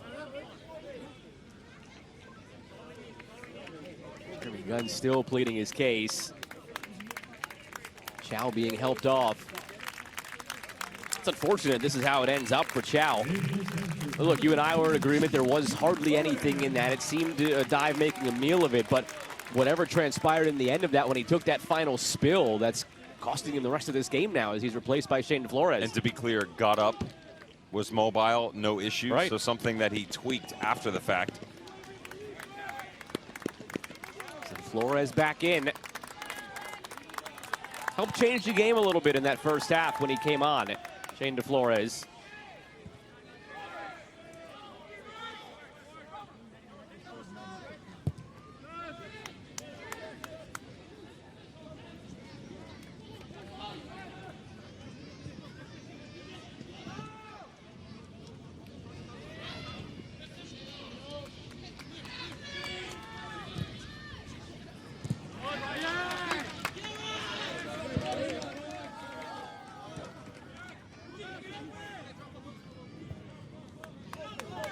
Every time you glance up, if you're Stanford, it feels like every second is actually going by in the span of a millisecond. If you're SMU and you're looking at that scoreboard, every second feels like it's taking an hour. Under 17 remaining. Both these teams very much safe in terms of making the NCAA tournament. We've talked throughout the day about how this ACC tournament still impacts different programs and trying to get in as an at-large team if need be. Neither of these teams are questioning their fate for the NCAA tournament. Stanford hopes to be a seed, of course, in the NCAA tournament, where they were the 16 seed last year, SMU the 12 seed. I don't know that SMU, unless they win this conference tournament, have a path to a top 16 seed. Stanford certainly have a path to a top 16 seed. For SMU, again, probably has to amount to winning this tournament. Getting that opening round bye as a result. Different conversation to be had about some of the other programs that have either won or fallen today. Pitt was a team that had to run the table. Syracuse was a team that probably had to get to at least the semifinal. Cal was a team that maybe still will have to get to the final, but they've at least done their part and get into the semifinal. Not still, they will. It's in order for them to get into the NCAA tournament, they will need a win in the semifinal. Oh, Cal. To get to the final. Yes. Correct. Syracuse might have been enough by getting to the semifinal. Depending on how the board falls and bid Steelers on the bubble, getting to the semi might have been enough for the Orange. You would think virtually being at number 30 in the RPR right now, you would feel a lot better about yourself. I'm sure Ian McIntyre, as great as he's going to feel about the upset win over NC State, he's going to feel a lot better if they win the semifinal and he is vying for another ACC tournament title. Friendly reminder, Cuse and UVA had a fun one back in 2022. Oh, yeah. I will say, though, for Cal, I don't know if I'd be as dismissive where just getting to the semifinal is not enough, because they're going to play Virginia next. And that's a Virginia team that I believe was 3 coming into the day in the RPI. I'm saying they have to win that game. I'm not saying, what I'm saying right now is as you and I are talking, they still have to win one more match to get in. Cleary. They're at 52 right now. Does that reflect today? Yes. Okay, I thought they would have. I thought they were 52 coming into the day. 70. 70. 70. They jumped to 52 after the win. All right, then they're going to need some work still.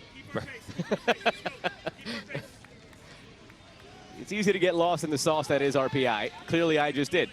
Well, friendly reminder that those numbers could easily change in the next 5 minutes. For sure. Because the detriment, but also the greatness about RPI is, what is your resume?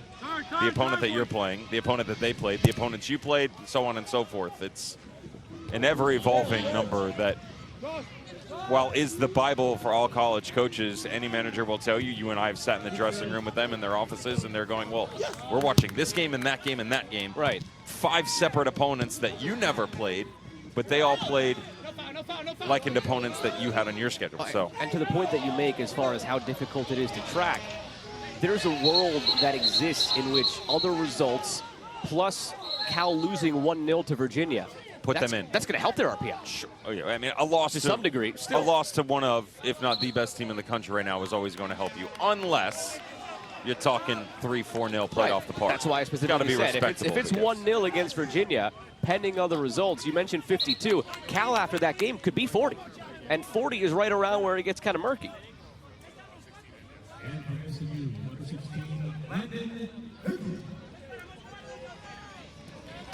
Soghomonian exits, and he does so with what right now amounts to the winning goal. On the penalty for SMU, Landon Hickam takes his spot.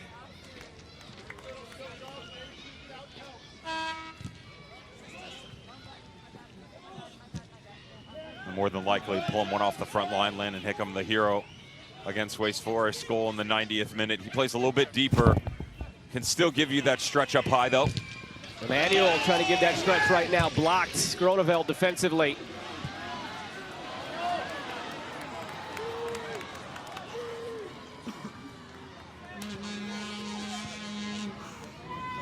He gives you the ability, Hickam, with just inside a quarter hour to go. Moments like this, he's going to give you the work off the ball, but also good link-up play. Help kill the clock, slow the game down, and make Stanford come out of their shell. Help them make a mistake. Come on! Come on! Come on! Change for Stanford. It's Trevor Islam.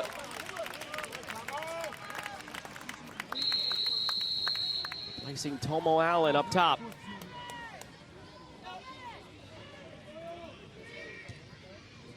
One shot in the last 20 minutes for Stanford after 7 in the opening dozen of this half.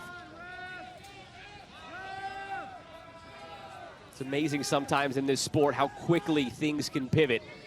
In that flurry of 7 shots in a dozen minutes, few of those on target. Big saves by Martin Dominguez. After that double save, SMU comes down. They win a penalty, they score the penalty, then the video review for that possible stomp against Fletcher Bank. All of a sudden, all the momentum, all the fluidity of this second half went away in an instant. And Stanford has never regained it.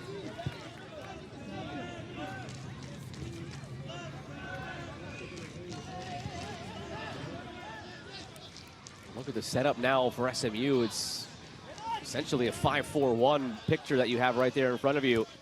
Good luck finding any space in that if you're wearing a white jersey.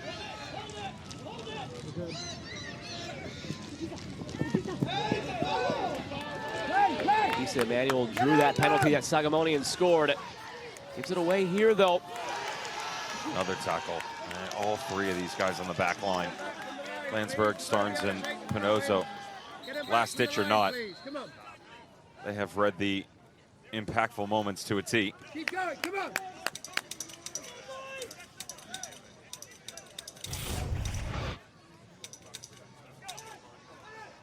Drawn out of position.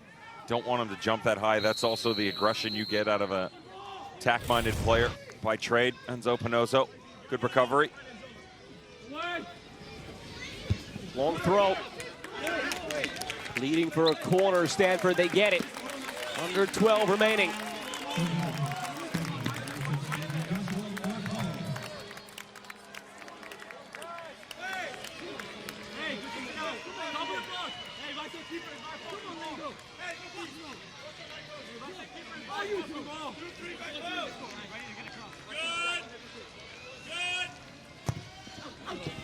Swung in, not a great service.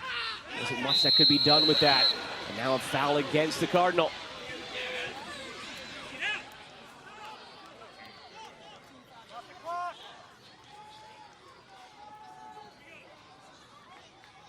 That's frustration put out here by Shane DeFlores on the back end verbally. He doesn't like the call. It is the right decision, though. Notice the momentum of DeFlores drifting into Charles-Emile Brunet.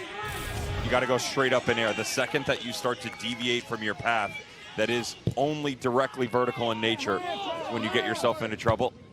Trust me. Ooh, just like that. A message received. Let's slow it down here. Stanford really good from restarts, and with the lack of options you've had here in the second half, take your time, get organized within the box. Well beyond the conversation at Twin Towers. So many players above 6 foot to go attack this. From the free kick, loose in front. Dominguez has it, settling it down again as they continue to just pump balls forward now. Stanford with 10 to play.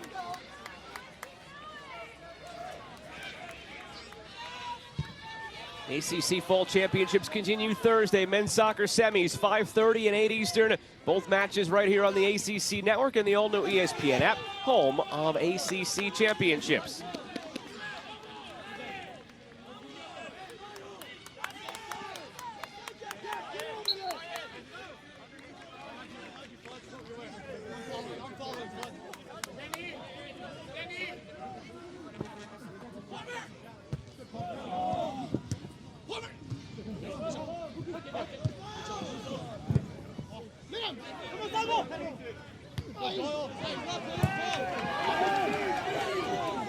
Renee launching long.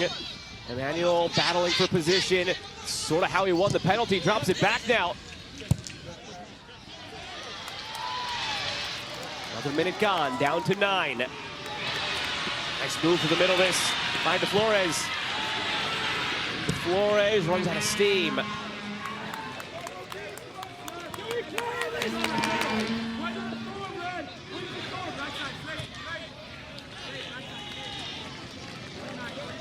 As it stands, SMU Syracuse, Virginia Cal.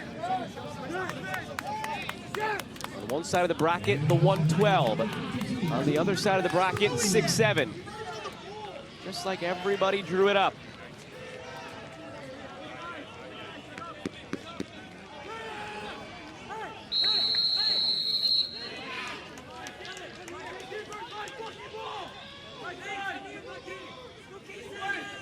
Long throw from Palmer Bank. Glanced Dominguez gathers.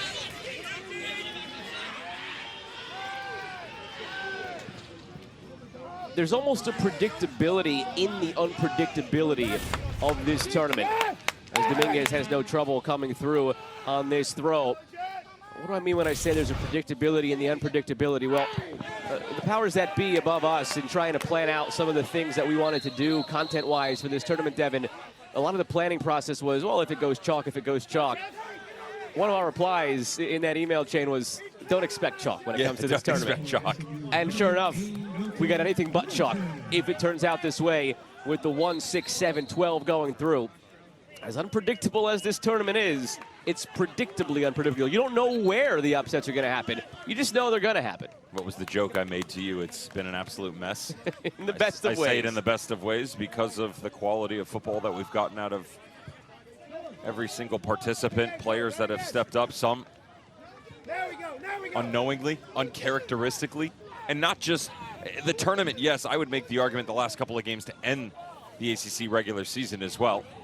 You take your Cavaliers, who won the regular season title. Freshman midfielder Bakari Tanjagora scores his first goal of the year, right? If you work into SMU, Landon Hickam, supplemental player that decides, you know what, I'm going to get the game winner against Wake in a 5-4 thriller. Lost it here, wide. Got to stay in the moment, though, if you're Stanford. You're not worrying about all the white noise that we're referencing instead. Still plenty of time for them to get back into this lifeless over the last 20 minutes in the attack. Still want to see more out of the midfield, still want to see them be more vertical out on the width, and instead it's been direct, but really in only 5 or 10 yard increments. And the slow way that they've gone about their business, lack of rapidity, has allowed SMU to stay really organized defensively.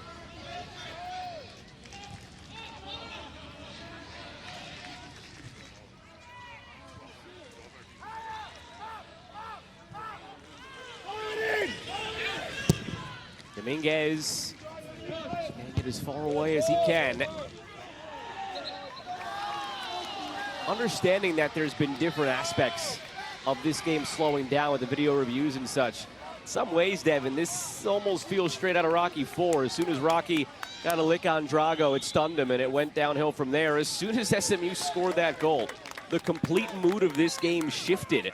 I don't want to say that Stanford wilted. They're a team that's been the kings of the comeback all season long, and they still have 5.5 minutes.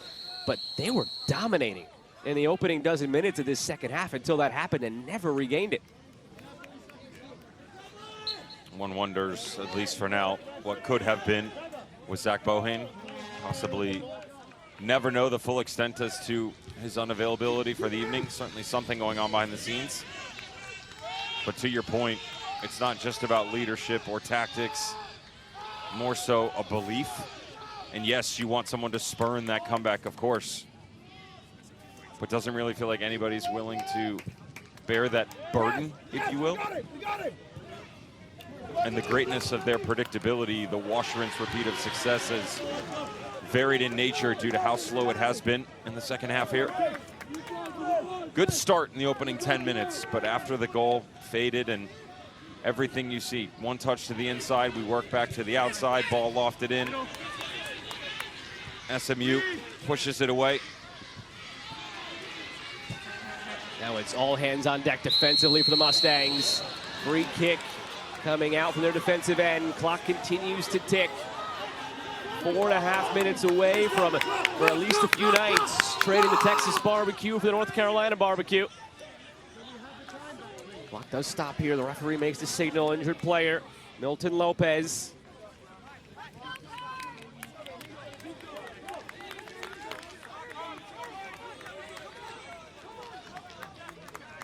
Kevin Hudson largely been stoic this evening as he looks on. Brings the team together here. Final words, encouragement, tactics, whatever the case may be, both went in for the challenge at the same time. Lopez certainly got the worst of it. Foul going against Groneveld.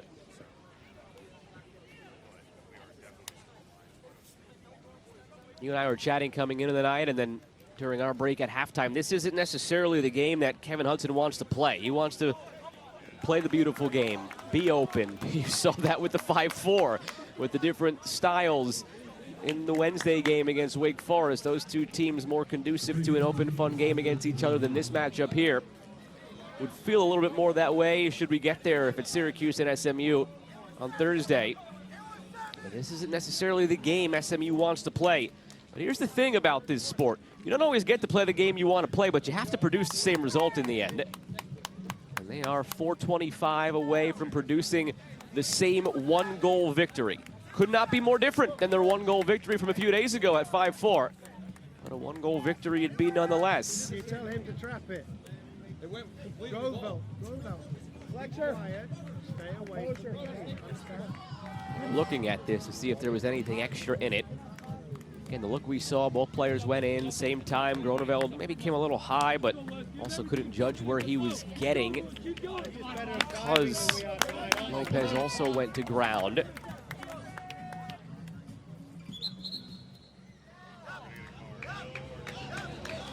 And does get a yellow out of it, Groneveld.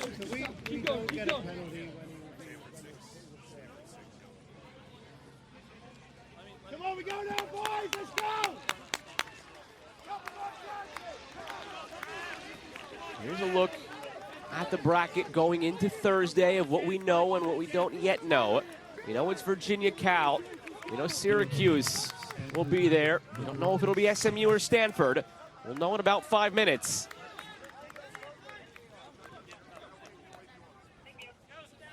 at some of the bigger numbers that are there.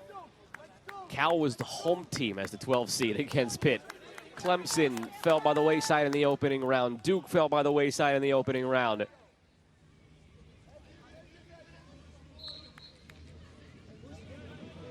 NC State throttled today 3-0 by Syracuse in Raleigh. Only one loss all season. It came 1-0 against Virginia when they played 80 minutes down a man. Stunning results.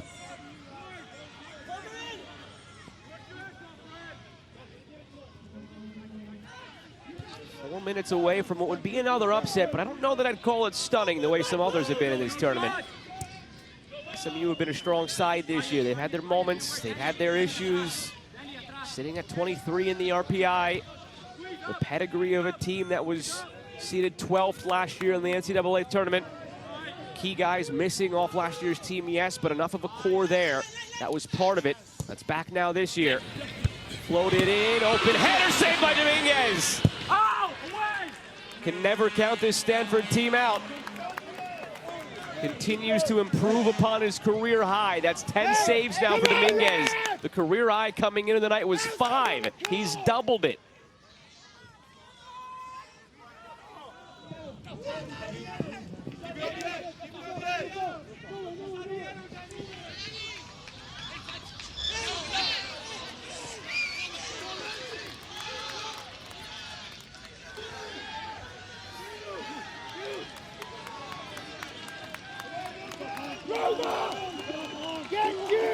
Keep it out there. 3 minutes left. Keep it out there.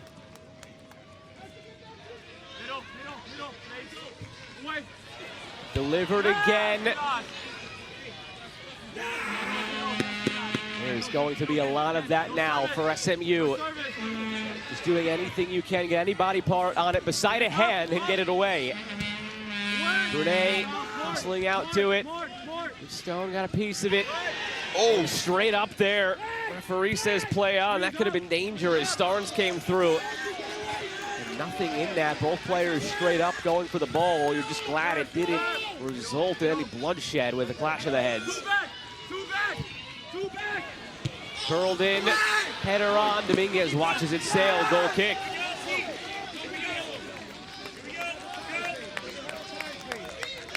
That was 2-10. 10 saves for Dominguez. Napoli's made 5 of his own. The goal he let in, the penalty.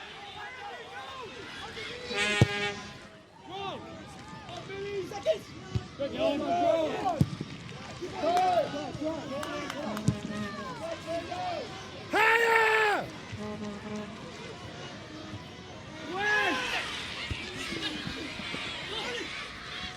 90 seconds remaining. Blasted away by Clinton Pimentel.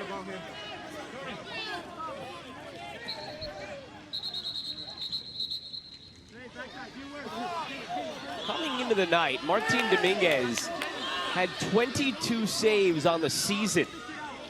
He's 1 save away from 50% of that tonight. And he might have to come up big yet again with 1:05 to play. Gotta get everything forward now, Stanford. They do. Lumping it into the air. Dominguez tracking. Ball did stay in.